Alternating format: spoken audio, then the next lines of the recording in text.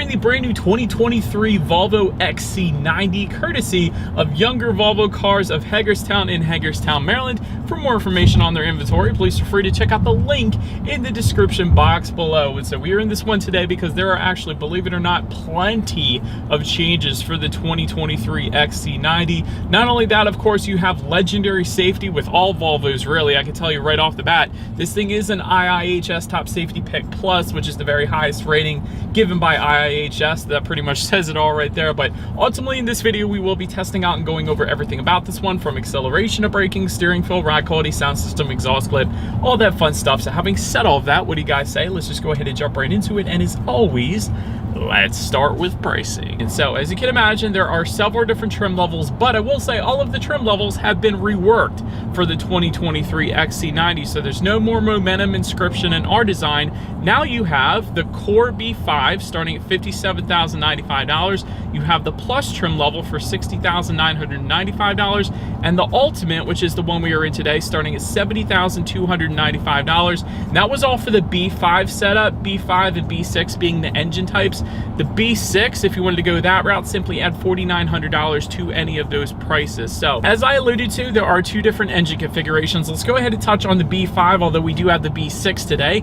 B5 power plant is powered by a 2-liter turbocharged 4-cylinder with a mild hybrid system, putting out 247 horsepower at 5,500 RPM, 258 pound-feet of torque coming in at 1,500 RPM, power sent to all 4 wheels through an 8-speed automatic, 0 to 60 time coming in at approximately 7.3 seconds, with MPG numbers coming in at 22 in the city, 28 on the highway, taking premium unleaded fuel. And so, like I said, there is another engine setup, and the B6 is the one we have today. This one is powered by a 2-liter turbocharged 4-cylinder with a mild hybrid system yet again, but this time 295 horsepower at 5,700 RPM, 310 pound-feet of torque at 2,200 RPM, power sent to all 4 wheels yet again through an 8-speed automatic, 0 to 60 time for this one, approximately 6.4 seconds, with MPG numbers coming in at 20 in the city, 26 on the highway, again taking premium unleaded fuel. And so, but before we do any kind of fun acceleration test here in our XC90, I wanted to mention to you guys the drive modes. All of those drive modes, by the way, can be accessed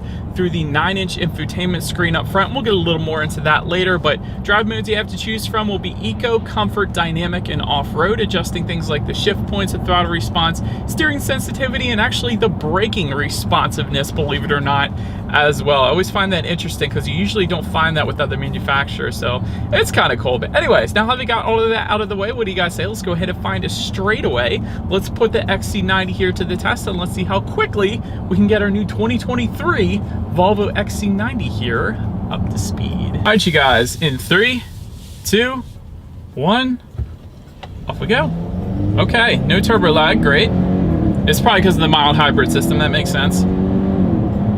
Yeah, this thing is plenty fine. You're not going to have any issues merging onto the highway. And like I said, the thing that surprised me the most, being that this is a turbocharged 4-cylinder, you oftentimes do get turbo lag with turbocharged 4-cylinders. But I think because this has a mild hybrid system paired up with it, there was none of that. So it kind of felt like a naturally aspirated initial get up and go, which is a good thing. So I liked it. That is definitely a doable acceleration for the XC90. But anyways, to go along with that acceleration, as always, braking is equally important. So up front, you will find 13.6-inch ventilated front discs. In the back, 12.6-inch ventilated rear discs. As far as this 6E0 stopping distance goes, it's going to come in at an extremely impressive 113 feet. So just for a little bit of comparison, you guys, Volkswagen Atlas, this always sticks out of my head, comes in at 139 feet. My Hyundai Santa Fe 2017 3-row SUV comes in at 132 feet.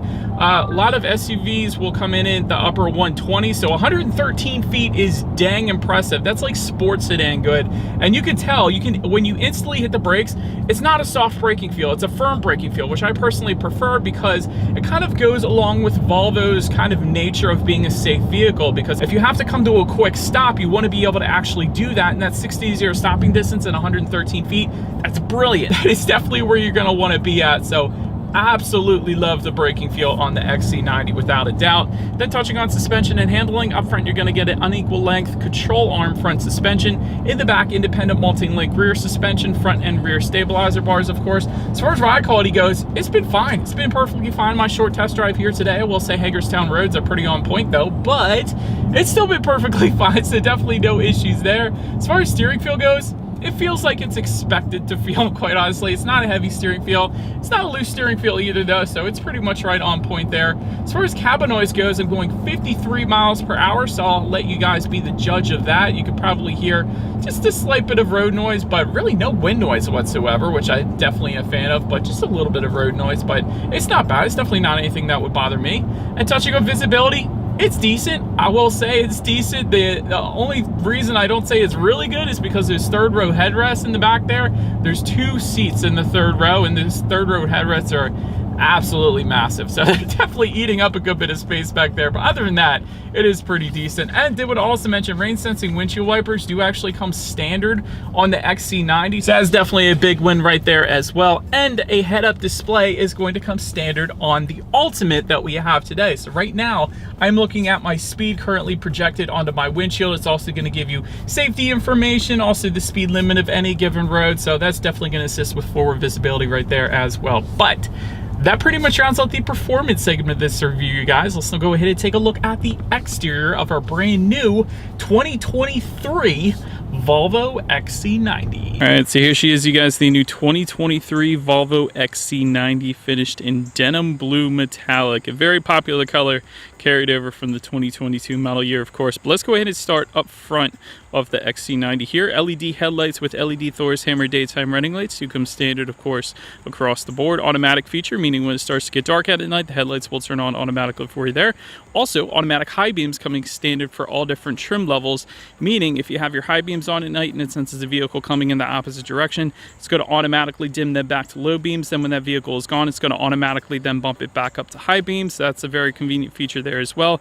Volvo signature front grille also coming standard, and that comes, by the way, in either a bright or a dark finish, of course. So we have the bright finish, in case you were curious. I think that's pretty obvious, I guess. LED fog lights then down below with the cornering function, meaning those fog lights will bend a little bit around the corner dependent upon your steering angle. So that's a nice little safety feature there in itself as well. But overall, love the look of the front end as always, but that about rounds out the front end here. Let's now go ahead and make our way to the side. All right, so but now since we are around to the side of the XC90, silver roof rails do come standard. Chrome window surrounds also coming standard. Rear privacy glass, yet again, coming standard. Body colored side skirts, I want to emphasize that because so many SUVs these days come with matte black side skirts and fender surrounds, but the XC90 does come with body colored for both of those. So that is definitely a very high-end look in my personal opinion, and I love it. Illuminated door handles also coming standard. Body colored power adjustable side mirrors, and by the way, they will be heated with LED integrated turn signals for all trim levels across the board as well. Then take a look down at the wheel setup. This is probably the easiest way to distinguish the trim level when you're walking around a Volvo lot. 19-inch 6-spoke alloys coming with the core trim level, 20-inch 10-spoke black diamond cut alloys for the Plus, and then 21-inch 8 multi-spoke black diamond cut alloys for the Ultimate. So we do have those 21-inch wheels with us here today. So again, easiest way to tell the difference because there is a different wheel configuration, a different size for each trim level across the board. So that pretty much rounds out the side profile. Definitely a very nice look there as well. Now let's go ahead and make our way to the back of the XC90. All right, so but now since we are around to the back of this one, body colored shark fin antenna found all the way to the top there. Rear spoiler with an integrated brake light just below that. Rear window wiper asphyxiated to that rear glass as well. Got the Volvo lettering spelled out horizontally, always looks good. And of course the B6 as opposed to the T6 that was in the 22 model year. So you got the B lettering for the 2023 model year. So I don't think I mentioned that yet, but that is one of the changes as well. You do have some chrome accenting found kind of towards the lower portion of that rear bumper there. And if you go all the way underneath, you will find a single exhaust outlet tucked away on the passenger side there. So having said that, I do believe you guys know what we have to do next is always here is that exhaust clip.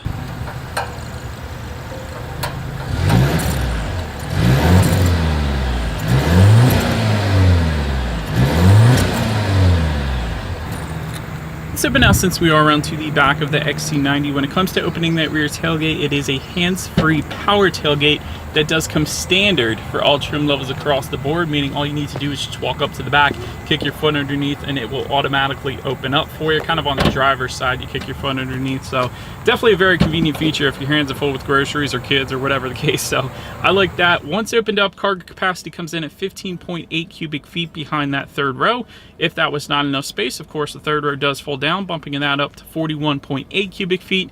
Then with all rows folded, that is going to come in at 85.7 cubic feet, which actually is a decent amount of space and pretty much on par for the segment when it comes to 3-row SUVs. So good bit of space there. But also found in that cargo area, there is a 12-volt power outlet. There is LED cargo lighting. Typically you find halogens in the cargo area, so I do like the LEDs back there. Grocery bag hook, of course. There is a cargo strap, and if you look up underneath of that cargo floor, you will actually find a spare tire under there as well. But then making our way to the 3rd row legroom, that is going to come in at 31.9 inches. So for reference, I'm an even 6 feet tall. This is how much space I had in that 3rd row there. And by the way, again, the 3rd row seats 2 passengers as opposed to some of them out there that would seat 3. So I did want to emphasize that as well. Rear ventilation though does come standard for those 3rd row passengers as well. You got 3rd row cup holders back there. And there's a cool little storage area that has a cover over it for those 3rd row passengers as well. So I was actually a big fan of that. They don't always come with covers, I guess you could say. So I do like that. But so then making our way to the 2nd row legroom, that is going to come in at an even 37 inches. So for reference,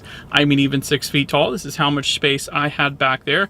4-zone climate control, by the way, is going to come standard as well. So both driver, passenger, and both rear passengers can set their own temperatures then as well. Heated rear seats can be available with a climate package, it's called. It goes for $750, gives you a heated steering wheel, and I think one other thing as well. So heated rear seats are available. Dual zone charging ports also coming standard back there. And for those 2nd row passengers, you do have the option of either bench seating or captain's chairs. Now we do happen to have the captain's chairs, of course, but I did review the bench seating configuration last year, and if you go with that route, you actually do get a rear center armrest with cup holders for that bench seating setup. But for our setup, it's kind of like a stadium or theater style seating where it gradually goes up as you go into the 2nd and 3rd row, which I personally love. I think that's pretty cool. But if those rear passengers look forward, they actually do have dual phone charging ports back there, and there are a couple cup holders for those 2nd row passengers then as well. But then making our way to the front seats, 8-way power adjustable front seats do come standard. You will get memory settings for up to 3 different drivers. And by the way, those memory settings are also on the passenger side, so the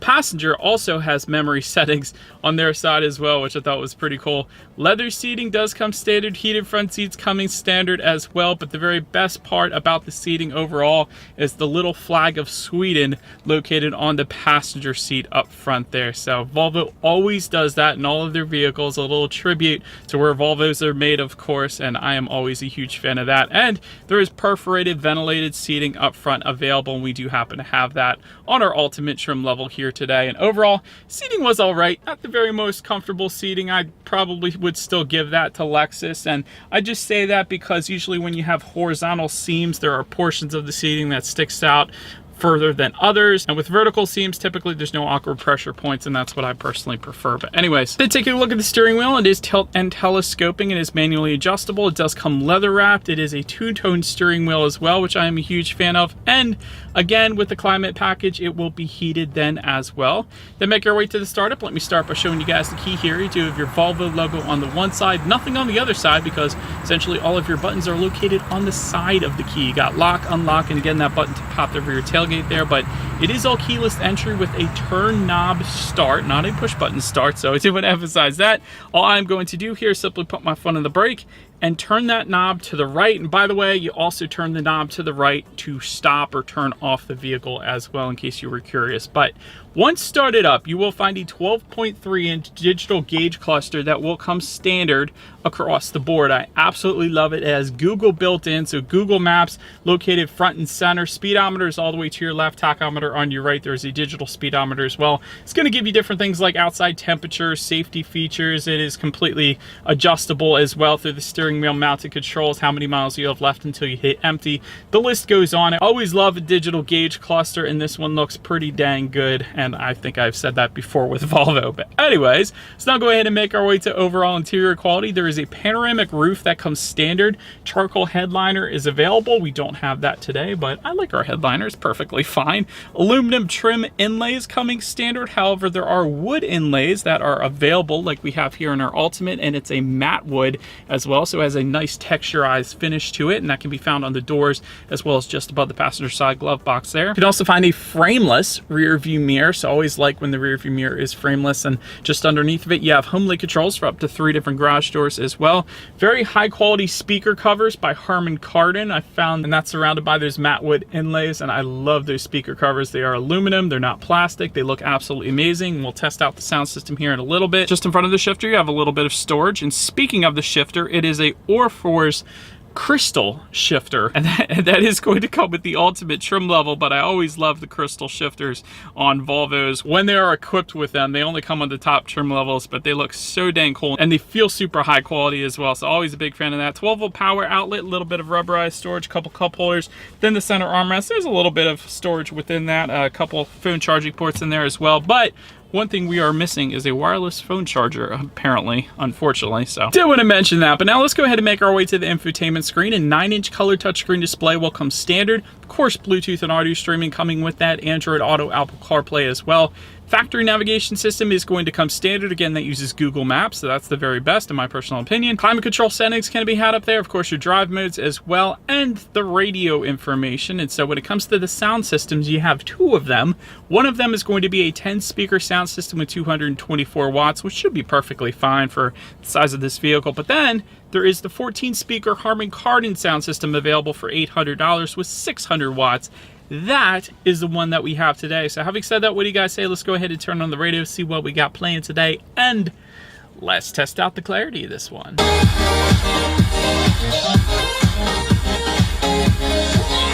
Yeah, that's great. You're definitely not going to have any issues with that sound system. Plenty of bass, plenty of clarity, and quite honestly, the perfect sound system for the size of this vehicle. Sometimes with 3-row SUVs, the sound system isn't quite enough to hit all the areas of the vehicle, but with this one, the Harman Kardon definitely works very well with the XC90. But anyways, last thing I wanted to mention to you guys on the infotainment screen is when you do put the XC90 in reverse, you will find a rear view camera coming standard across the board. But not only that, you will get a high definition 360-degree monitor as well. And this is one of the clearest rear view cameras that I have seen in quite a while out there right now. So I am definitely a huge fan of the rear view camera. There's a bunch of different angles actually as well, so that's pretty cool. But anyways, that is always is going to lead us into safety. So as I alluded to at the very beginning of this video, IIHS Top Safety Pick Plus, which is the highest designation given by IIHS, so that pretty much says it all right there. It's the best you can get. Front side curtain airbags do come standard. In the back, you're going to have latch, aka lower anchors and tethers for children for the rear car seats,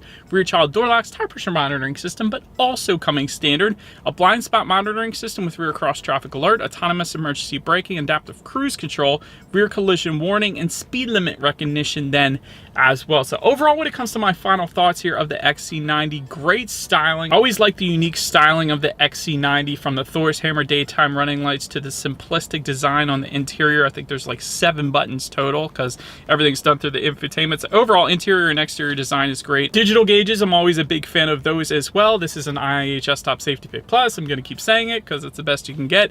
Excellent braking. I think as far as a driving dynamics perspective, and having driven over 600 cars at this point, this may be the very best braking when it comes to 3-row SUVs that I've tested. So do want to mention that. I absolutely love it, and that's a big deal for me because when you do want to come to a quick stop, that has got to be on point. Of course, really the only thing holding me back slightly from, you know, considering the XC90 if I were to for my family would be the questionable reliability, and that's according to Consumer Reports if you look at one of their magazines. But hopefully that continues to get better over time though, because ultimately this thing is very extremely nice, and it's from Sweden, so it's rare, at least here in the US as well. But anyways, let me know what you guys think of the XC90 in the comments section